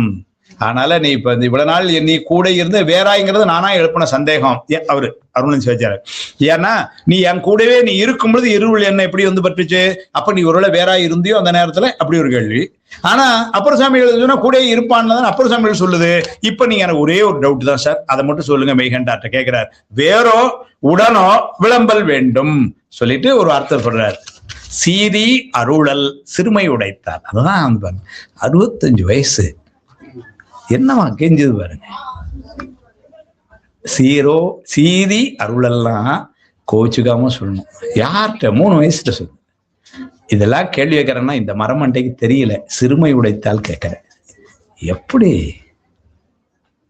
நீங்க அந்த மெய்கண்டார் என்று ஒரு கால் மேவுவரால்னா எப்படி மனசுல வச்சிருந்துருக்கிறார் பாருங்க. இந்த புத்தகத்தை படிச்சதுக்கு அப்புறமா அது மெய்கண்டாரு அருணகிரி சிவாச்சாரியார் எல்லாம் நம்ம வச்சிருந்த இடம் எங்கன வச்சிருந்தாலும் சரி அதுக்குன்னு 10 அடி தூக்கி மேல கொண்டு வைக்கணும். எங்கன வச்சிருந்தாலும் சரி அதுக்கு மேல கொண்டு வைக்கணும். 65 வயசு என்ன சொல்லுது பாருங்க. சீரி அருளல் அப்படின்னு என்ன அர்த்தம்? கோச்சுக்காம எனக்காக சொல்லணும். ஏன்னாரு இத கேள்வியெல்லாம் நான் கேட்கிறேன்னா தெரியல கேட்கிறேன். சிறுமை உடைத்தால் அப்படின்னு ஒண்ணு பண்ணேன். அதுதான் சீராது அருள் செய்ய வேண்டும். எங்க பஞ்சாக்கிரம இங்க சொல்லுவேன். அது சீராது அருள் செய்ய வேண்டும். ஏன் அப்படின்னு தேராத நெஞ்சும் தெளியாத சிந்தையும் தேங்கி இன்பம் ஊறாத கண்ணும் ஒளியா கவலையும் உன் புகழே கூறாத நாவும் எனக்கே தகும் என்று கூட்டினையே சீராது அருள் செய்யும் தேவே பஞ்சாக்கர தேசிகன் சிவஞான சுவாமி. குருநாதர்கள்ட்ட எப்படி பணிவா இருந்திருக்கிறாங்க. அதெல்லாம் எவ்வளவு பெரிய ஒரு நெறி. இதெல்லாம் சைவத்துக்கு ஒரு பெரிய சிறப்பு. வேற எந்த சமயத்துல எந்த அளவுக்கு குருநாதர்களை போற்றுவாங்க. சைவத்தினுடைய சிறப்பு பாருங்க. குருநாதர்களை எப்படி வச்சு போற்றி இருக்கிறார்கள். அவருக்கு எங்கனையாவது ஒரு நினைப்பு எங்கனையாவது நம்ம பிள்ளை அச்சுத கலப்பர் இருக்கார் பாருங்க, அவர் பையன்தான் அப்படின்னு ஒரு நினைப்பு எங்கனையாவது வந்திருக்கா பாருங்க. ஒரே ஒரு நினைப்பு தான் இருக்கு. என்ன நினைப்பு இருக்குன்னு அது சிவபெருமான் முன்னாடி உட்கார்ந்துருக்கு. இவ்வளவுதான் இருக்கு. மெய்கண்டாரை பார்க்கும்போது அச்சுத கலப்பாட ஞாபகம் வரல, நாம பதியம் எடுத்து கொடுத்த ஞாபகம் வரல, இந்த தம்பி நான் தான் அப்பா கோயிலுக்கெல்லாம் போய் சொன்னேன், இதெல்லாம் ஞாபகம் வரல. ஒன்னே ஒண்ணுதான் வருது. மெய்கண்டாரை பார்க்கும் பொழுது என்ன தெரியுது? என்னாரு? சிவபெருமான் முன்னாடி உட்கார்ந்து இருக்கிறார். அதுதான் சைவம் காட்டுற உருக்கம். அதுதான் நெறி. அதான் சொல்ல சீரி அருளல் சிறுமை உடைத்தால். அடியனுடைய அறியாமை இதெல்லாம் புரியல. பிளீஸ் நீங்க தான் சொல்லணும். திரும்ப நான் தான் யோசிச்சு பாக்குறேன். சார் நம்ம கூட பாருங்க 55 வயசுல ஒரு 30-35 வயசுல ஒருத்தர் கூட ஒன்னு கேள்வி கேட்கறதுக்கு நம்ம தேங்கிறோம். சின்ன பையன், அவனுக்கு என்ன தெரியும் அப்படின்னு நினைக்கிறோம். ஆனா இது 3 வயசு குழந்தை முன்னாடி போய் இப்படி கேக்குது. சீரி அருளல் சிறுமை உடைத்தால். அவர் பதில் சொல்றாரு பாருங்க. எப்பா அவர் பதில் பாருங்க. அறியாது கூறினை அபக்குவ இட்டுத்த உடனே அடிச்ச. இவ்வளவு கேள்வியில நீ கேட்கிறேன்னா என்ன அர்த்தம் அப்படின்னாரு. உனக்கு இன்னும் பக்குவம் வரலன்னு அர்த்தம். பா மெய்கண்டார் சொல்லலாம் சார். அருணகிரி சிவாச்சாரியார் பார்த்து என்ன சொல்றாரு பாருங்க. அறியாது கூறினை அபக்குவ அப்படின்ட்டார். அப்படின்னா என்ன அர்த்தம்னா அவரை இழித்துன்னு அர்த்தம் இல்ல. இவ்வாறெல்லாம் நீ சொல்வதற்கு காரணம் உன்னுடைய அபக்குவம், அஞ்ஞானம். அப்படின்னா நீ தப்பு அப்படின்னு சொல்லல. இப்போ சொல்றோம் இல்லையா சில நேரங்கள்ல, சார் அவரை நான் திட்டல சார், அவர் செஞ்ச வேலையை தான் திட்டேன். நாங்க ஆபீஸ்ல நல்ல ஒருத்தனை திட்டி விட்டுருவோம். திட்டினதுக்கப்புறம் எப்படி சமாதானப்படுதுன்னா, ஒன்ன திட்டல தம்பி, நீ செஞ்ச அந்த முட்டாள்தனமான வேலை அதுதான் சொல்றான் அப்படின்னு சொல்லிடுறது. அது மாதிரி இவர் என்ன சொல்றாரு பாருங்க. அதை எப்படி நயமா சொன்னார் பாருங்க. அறியாது கூறினை காரணம் என்னன்னாரு பக்குவம். ஏன்னா இந்த ஆணவமலம் பண்ற வேலை சொல்லிட்டு பக்குவ குறி பார்த்து அருளினம் குரு முதலாயனின். பக்குவம் வரும் பொழுது பக்குவ குறி பார்த்து அப்படின்னா பக்குவம் வந்த அந்த நெறி நேரம் பார்த்து நான் குருவாய் வந்து அருளுவன். அப்படின்னா இவ்வளவு நாள் கூட இருந்தேன். எப்படி இருந்தேன்னாரு, பேசாம இருந்து கொண்டிருந்தேன். உனக்கு பக்குவம் வரும் பொழுது உனக்கு முன் நின்று அருளுவன். அப்ப இதுதான்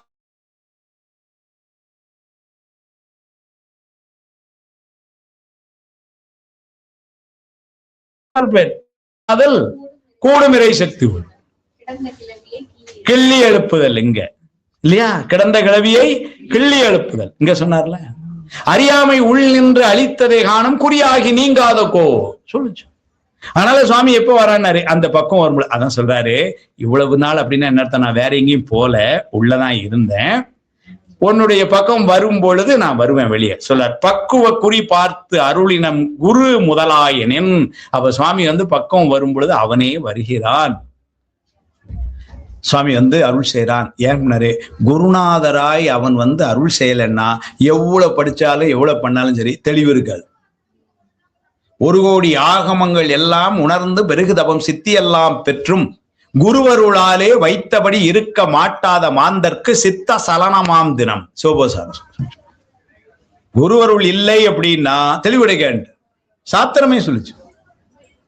சாத்திரத்தை ஓதினருக்கு சத்குருவின் தன்வசன மாத்திரத்தை வாய்க்கமலாம் வந்துருமோ, ஆர்த்த கடல் தண்ணீர் குடித்தவருக்கு தாகம் தணிந்திடுமோ தென்னீர்மையா இதனை செப்புன்ட்டு. அப்ப குருநாதருடைய அருள் இருந்தா தான் நடக்கும். அதை சொல்றாரு. இப்போ பக்குவ குறி பார்த்து அருளினம் அருள் செய்வார். குரு முதலாயனின் அபக்குவம் அருளினும் அரியேன் மிகத்தகு பக்குவம் வேண்டின் பயனிலை நின்னால். கேள்வி பாருங்க, அவர் அப்படி சொன்னாரு. இவர் கேள்வி பாருங்க, பக்குவம் குறிபார்த்து நீ அருளுவாய் என்று சொன்னால், இப்ப நான் அபக்குவத்துல இருக்கிறனே, அப்ப எனக்கு எப்படி கிடைக்கும்? முதல் கேள்வி. சரி, அடுத்த கேள்வி, மிகத்தகு பக்குவம் வேண்டேன். பக்குவம் வந்ததற்கு பின்னர் தான் நீ அருள் செய்வாய் அப்படின்னு சொன்னா, எனக்கே பக்குவம் வந்துடுது, உன்னால எனக்கு என்ன பலன்? அப்புறம் வர வேண்டியதே பக்குவம் தானே. ஆனால கேள்வி எப்படி அமைச்சார்? முதல்ல இப்ப நான் பக்குவம் இல்லாத போது நீ அருள் செய்யல. இப்போ டாக்டர்கிட்ட போறோம், இந்த மாதிரி நோய் இருக்கு, நீங்க நோய் சரி பண்ணிட்டு வாங்க, நான் உங்களை பாத்துக்கிறேன் அப்படின்னாருன்னா, நோய் இப்ப இருக்கும் பொழுதுதானே நீங்க பார்க்கணும். இப்ப நோய் இருக்கும்போது நாங்க பார்க்க மாட்டோம், ஏன்னா உங்களுக்கே கொரோனா இருக்கு, அதனால அவங்க உங்களை பார்க்க மாட்டோம். நீங்க சரியாயிட்டு வாங்க, நான் உங்களை பாத்துக்கிறேன் அப்படின்னா, சரியானதுக்கு அப்புறம் நீங்க என்ன பார்க்க வேண்டியிருக்கீங்களே? குருநாதர் பார்த்து கேட்கிறாரு. யோசிச்சோமா இந்த டவுட் எல்லாம்? நம்மளும் சாத்திரத்தை படிக்கிறோம். என்ன கேள்வி கேட்டார் பாருங்க, அபக்குவம் அருளினும் அறியேன். எப்படி சொன்னாரு? அபக்குவம் எனக்கு, நீங்க சொன்ன மாதிரி, அதனால நீங்க அருள் செய்தாலும் தான் எனக்கு புரியாதே, ஏன்னா நான் அபக்குவத்துல இருக்கிறேன். அதனால அபக்குவம் நீ அருள், நீன்னு ஒரு வார்த்தை மனசுக்குள்ள சேர்த்துக்கணும். அபக்குவம் நீ அருளினும் அறியேன், நான் அபக்குவம் நீ அருளினும் அறியேன். சரி, மிகத்தகு பக்குவம் வேண்டேன். இல்ல பக்குவம் அப்புறம் தான் நீ அருள்வேன்னு சொன்னா பயன் இல்லை நின்னால். பக்குவமே வந்ததுக்கு அப்புறம் நீ என்ன அருள் வேண்டியிருக்கு? எனக்கு இல்லை நின்னால் பக்குவம் அதனால் பயன் நீ வரினே நின்னை பருவம் நிகழ்த்தாது என்னோ. அருமையான சொன்னார்.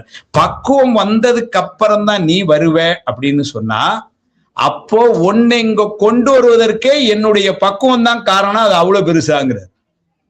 பக்குவம் வந்ததுக்கு அப்புறம் தான் நீ வருவேன்னா, அப்போ உன்னை என்னிடம் கொண்டு வருவதற்கே என்னுடைய பக்குவம் தான் காரணம்னா, அந்த பக்குவம் அவ்வளவு பெரிய விஷயமாங்கிறது. என்னுடைய பக்குவம், அப்ப என்னுடைய பக்குவத்தினாலதான் நீ வருவேன்னா, அப்ப உன் கருணைங்கிறதுக்கு அங்க ஒண்ணும் இல்லை. அதுக்கு சொல்லிட்டார். அதனால பக்குவம் அதனால் பயன் நீ வரினே, பக்குவத்தினால பயன் நீ வருவேன்னா நின்னை பருவம் நிகழ்த்தாது அன்னோ. அப்படின்னா உன்னுடைய இது ஒண்ணும் இல்லையே, என்னுடைய பக்குவம் தானே உயர்ந்ததுன்னு ஆயிடும். அப்படி ஒருவேளை இருந்தா, என்னுடைய பக்குவம் வந்ததுக்கு அப்புறம் தான் ஒன்னாலே வர முடியும்னு ஒரு நிலைமை இருந்தா, தன் ஒப்பாரில் என்பதும் தகுமே. உனக்கு ஒப்பா யாரும் இல்லைன்னு இவ்வளவு நாள் சொன்னது எந்த வகையில பொருந்தும்? என்னுடைய பக்குவம் வந்ததுக்கு அப்புறம் தான் நீ வருவாய் என்று சொன்னால், அப்போ உனக்கு ஒப்பாராக இல்லைங்களா? நின்னாவார் பிறரின்றி நீயே ஆனாயினர. அப்படி உனக்கு ஒப்பா யாரும் இல்லை என்று சொன்னது அப்போ சிக்கல்ல அந்த இடத்துல சொல்றார். தன் ஒப்பார் இலி, சுவாமிக்கு ஒப்பா யாரும் கிடையாது. இலி என்பது தகுமே. மும்மலம் சடம், ஆணவம் கர்மம் மாயை மூணும் சடம். சுவாமி சொல்றார் மும்மலம் சடம். அணு மூப்பு இளமை இல். அதை பிரிச்சு படிச்சுக்கணும். மூப்பு இளமை இல்னு படிக்கூடாது. மூப்பு இளமை இல். ஏன்னா அணு என்பது உயிர். இந்த அணுவுக்கு உயிருக்கு இளமை மூப்பு என்பதெல்லாம் கிடையாது. இளமை மூப்பு என்பது கருவியாய் வந்த இந்த உடலுக்கு தான். ஏன்னா நீங்க மூப்பு அப்படின்னு அது இளமைன்னு சொல்லிட்டாலே என்ன ஆயிடும் அப்படின்னா, இங்க இருக்கிற அவங்க எல்லாம் இளமையா இருக்கிறார்கள், இங்க இருக்கிற இவர்கள் எல்லாம் மூத்தவர்கள் அப்படின்னா என்ன அர்த்தம்? தோன்றிய ஒரு டேட் ஆஃப் பர்த்னு ஒண்ணு வந்துருச்சு.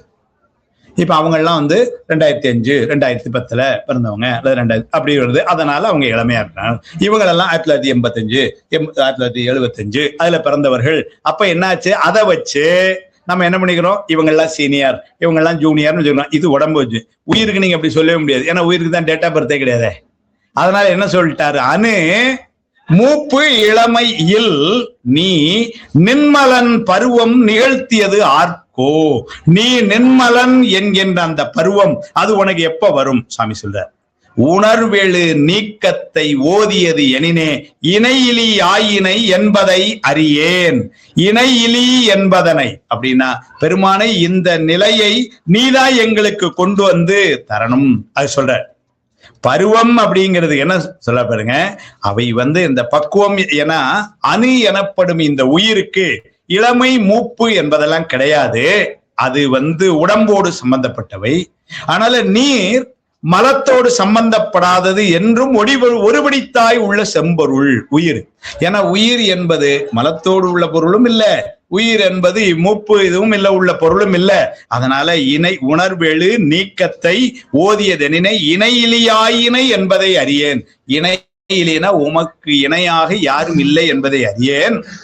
யானே அப்படின்னா இதுக்கெல்லாம் காரணமாய் இருக்கின்ற இந்த ஆணவ மலம் என்னை இவ்வாறெல்லாம் நினைக்க வைக்கிற ஆணவ மலம். அவர் என்ன கேட்கிறாரு, இந்த ஆணவ மலம் என்பது சடப்பொருள் தானே, அப்ப அந்த சடப்பொருள் எப்படி எனக்கு இந்த அறியாமை தருகிறது?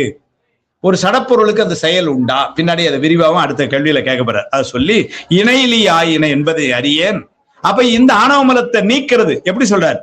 யானே நீக்கினும், நானே அந்த ஆணவ மலத்தை ஒரு நாள் நீக்கிடலாம்னு நினைச்சு நீக்கணும், யானே நீக்கினும். அல்லது ஒருவேளை அதுவே நீங்கிரும், நீ கவலைப்படாத ராஜா, ஒரு நாள் அதுவே நீங்கிரும், தானே நீங்கினும். கோனே வேண்டாம் அப்படின்னா நீ வேண்டாமே. யானே ஒரு நாள் ஆணவ மலத்தை நீக்கிடுவேன்னாலும் அல்லது ஆணவ மலம் ஒரு நாள் தானா நீங்கிரும்னாலும் யானே நீக்கினும் தானே நீங்கினும் கோனே வேண்டாம் அப்படின்னா நீ வேண்டாமே, கூறல் வேண்டும். அப்படின்னா அந்த ஆணவ மலம் எப்படி நீங்கும் அதை சொல்லுங்க மெய்கண்டாட்ட. அதான் கேள்வி. இதுக்கெல்லாம் காரணம் இருக்கிற இந்த ஆணவ மலம் எப்படி நீங்கும் அதை சொல்லுங்க. அங்கதான் சொல்ற, காண்பார் யார் கொல் காட்டாக்கால் என்னும் மாண்புரை உணர்ந்திலை. மெய்கண்டார் பதில் சொல்ற, காண்பார் யார் கண்ணுதலாய் காட்டாக்காலே அப்பர் சுவாமிகள் திருத்தாண்டம் அதை எடுத்துட்டு இங்க சொல்றார். ஆட்டு வித்தால் ஆறு ஒருவர் ஆடாதாரே, அடக்கு வித்தால் ஆறு ஒருவர் அடங்காதாரே, பாட்டு வித்தால் ஆறு ஒருவர் பாடாதாரே, பணிவித்தால் ஆறு ஒருவர் பணியாதாரே. இல்லைங்களா? அதை சொல்லி காட்டு வித்தால் ஆறு ஒருவர் காணாதாரே, காண்பார் யார் கண்ணுதலாய் காட்டாக்காலே. பெருமான் காட்டாம யாரால காண முடியும் என்கின்ற அப்பர் தேவாரத்தை நீ படிக்கலையா? மெய்கண்டார் பதில். அப்படின்னா என்ன அர்த்தம்? அவன் உணர்த்தி நீக்குவான் மலத்தை. அப்ப அதுவா நடக்கும். அதனால தானே நீங்கினும் இல்ல, யானே நீக்கினேன் என்பதும் இல்ல சொல்லி காண்பார் யார் காட்டாக்கால் என்னும் மாண்புரை, அப்பர் தேவாரத்தை மாண்பு உரைங்கிற உயர்ந்த உரை. உணர்ந்திலை, அது உணரல. அது மட்டும் இல்ல, ஞானசம்பந்தர் தேவாரத்தை ஒண்ணு கொண்டார, மன்ற பாண்டியன் கேட்ப கிழக்கும் மெஞ்ஞானத்தின் ஆட்பாலவருக்கு அருள் என்பதை அறியேன். மதுரையில அந்த பாண்டியனுக்கு அருள் செய்தார் இல்லையா, அந்த செய்தியை சொல்லும் பொழுது ஞானசம்பந்தர் குறிப்பு சொல்வார். வாழ்கந்தனர் வானவராணினம் பதிகம், அந்த பதிகத்துல ஆட்பாலவருக்கு அருளும் வண்ணமும் ஆதி மாண்பும் கேட்பான் புகில் அளவில்லை கிளக்க வேண்டாம். அதுக்கு முன்னாடி என்ன சொல்றாரு, ஒரு வார்த்தை போட்டாரு, ஆட்பாலவருக்கு அருளும்னர். அப்படின்னா தகுதி உடைய அந்த ஆன்மாக்களுக்கு, அவர்களுக்கு அவன் அருளுகின்ற அந்த திறத்தை எல்லாம் வெளியே சொல்ல முடியாது. ஏன்னா பெருமான் யாருக்கு எப்படி அருள் செய்யறான்ங்கிற செய்திய யாராலும் வர முடியும். யார் அறிவார்னாரு? அந்த ஆன்மா மட்டும்தான். ஈரில்லாத நீ எளியாகி ஒளிசை மானுடமாக நோக்கியும் கீரில்லாத நெஞ்சு உடையனாயினேன் கடையனாயினேன் பட்ட கீழ்மை திருவாசகம். அதனால சுவாமி அருள் செய்யற அந்த பாங்கு வேற யாருக்கும் அறிய முடியாது. அதான் சொல்றாரு, ஆட்பாலவருக்கு அருளும் மாண்பும், ஆட்பாலவருக்கு அருளும் பண்பும் ஆதி மாண்பும் கேட்பான் புகில். அதை சொல்லணும்னு நினைச்சா அளவில்லை. எவ்வளவு ஆன்மாக்களுக்கு, தகுதியுடைய ஆன்மாக்களுக்கு அங்கங்க அருள்கிறான். அதையெல்லாம் சொல்ல முடிய கிளக்க வேண்டாம். கோட்பானவும் வினையும் குறுகாமை எந்தை தாட்பால் வணங்கி தலை நின்று இவை கேட்கத்தக்கார்னர். அந்த பாட்டை மெய்கண்டார் ஞாபகப்படுத்துறார். அப்படின்னா அந்தந்த தகுதி உடைய ஆன்மாக்களுக்கு இதுகாரும் உள்ளேயே இருக்கின்ற பெருமான் அவன் எப்படி இருக்கிறான்னாரு, ஒன்றாயும் இருக்கிறான், வேறாயும் இருக்கிறான், உடனமாயும் இருக்கிறான். இருந்துதான் இந்த மலத்தை எல்லாம் பக்குவப்படுத்தி கொண்டே வருகிறான். இந்த மலம், மாயை, கண்மம் இதையெல்லாம் ஒரு நிலைப்பட்டு அந்த பக்குவத்தால் வருகின்ற காலத்து எந்தெந்த ஆன்மாக்களுக்கு அந்த பக்குவம் வந்திருக்கிறதோ அவர்களுக்கெல்லாம் அந்தந்த காலத்து வந்து அருள் செய்வான். எல்லாருக்கும் ஒரு நாள் வருவான். ஆனா அது அந்தந்த தனித்தனி காலத்துல வாரான்.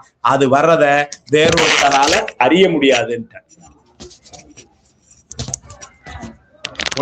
ஒன்றரை ஆனோன்னு தானே விழுத மாதிரி ஏதோ செட்டப் இருக்கான்னு அது தெரியாது. அதனால மந்தபாண்டியன் கேட்ப கிழக்கும் மெஞ்ஞானத்தின் ஆட்பாலவருக்கு அருள் என்பதை அறியே. இதை நீ தெரிஞ்சுக்கோ. யாரு? மெய்கண்டார் அருணாச்சலேயர் சொல்றார். அதனால ஆட்பாலவருக்கு அருள் முதல்ல ஒரு செய்தி சொன்னார். காண்பார் யார் கண்ணுதலாய் காட்டாக்காலே அப்படின்னா பெருமான் அருள் செய்யலைன்னா அது வராது. ரைட்.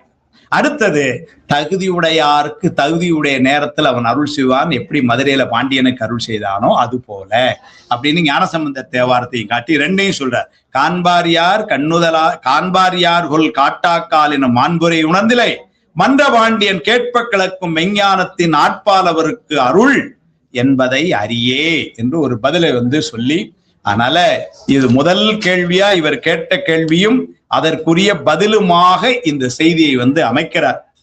அடுத்த 2வது பாட்டு, அது அடுத்த நம்ம இணையவழி வகுப்புல வச்சுக்கொள்வோம். தன்னை பற்றி உயிரை பற்றிய செய்திகளை கேட்கிறார். அதுக்கு அடுத்த பாட்டுல என்ன பண்ணுவாருன்னா மலத்தை பற்றிய கேள்வி கேட்பார்.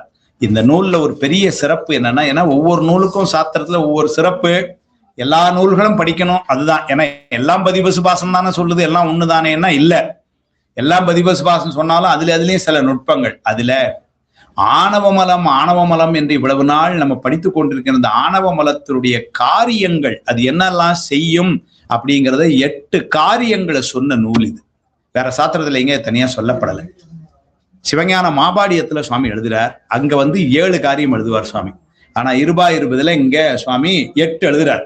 ஆணவமலத்துக்கு 8 காரியமும், மாயாமலத்துக்கு 7 காரியமும், கர்மமலத்துக்கு 6 காரியமும், அது என்னெல்லாம்னு வேற எழுதுறார். அதெல்லாம் படிக்கும் பொழுதுதான் ஒரு உண்மை தெரியுது. ஆமா, இதெல்லாம் எனக்கு இருக்குதுன்னா அதுக்கு காரணம் இந்த ஆணவமலம் தான்.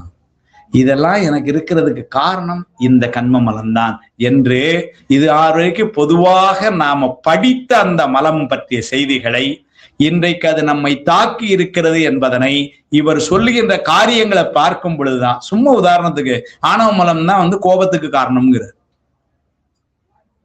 அப்ப இன்னைக்கு ஆணவ மலம்னு இவ்வளவு நாள் படிச்சுட்டே வந்தோம். எல்லா உயிர்களுக்கும் ஆணவமலம் உண்டு அது எல்லாம் படிச்சுட்டே வந்தோம். இன்னைக்கு நமக்கு ஆமா சார் சில நேரங்களில் டக்குன்னு எனக்கு கோவம் வந்துருது, ஏன்னே தெரியல.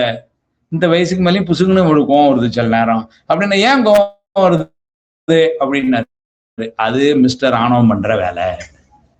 இப்படி சில செய்திகளை உய்த்து உணருமாறு செய்கின்ற நூல் இந்த 20. அதனால இதுல இருக்கக்கூடிய 20 பாடல்கள்ல இன்னைக்கு முதல் 2 பாடல்களை மட்டும் நாம பார்த்திருக்கிறோம். ஏனைய 18 பாடல்களை வரக்கூடிய நாட்களிலே இணைய வழியிலே நாம் சந்திப்போம். தொடர்ந்து இந்த 20 சிந்திப்போம் என்று சொல்லி இதற்கெல்லாம் ஒரு நல்ல வாய்ப்பை இங்கு உருவாக்கி தந்த திருவருளுக்கும் குருவருளுக்கும் காஞ்சி காமகோடி பீடாதிபதிகளாய் இருக்கின்ற சுவாமிகள் இருவருடைய திருவடிகளுக்கும், கல்லூரியினுடைய முதல்வர், நம்முடைய தமிழ்துறை தலைவர், ஒருங்கிணைத்து தருகின்ற பேராசிரியர் பெருமக்கள், கலந்து சிறப்பிக்கின்ற அடியார் பெருமக்கள், மாணவ செல்வங்கள் எல்லோருக்கும் இந்த வகையிலே என்னுடைய அன்பையும் நன்றியையும் சொல்லி இந்த வகையிலே இந்த அளவிலே இந்த உரையை இன்றைக்கு நிறைவு செய்வோம். தொடர்ந்து நாம இணைய வழியிலே இதை சிந்திக்கலாம் என்று சொல்லி மீண்டும் திருவருளையும் குருவருளையும் நினைந்து போற்றி அமைகின்றேன். திருச்சிற்றம்பலம்.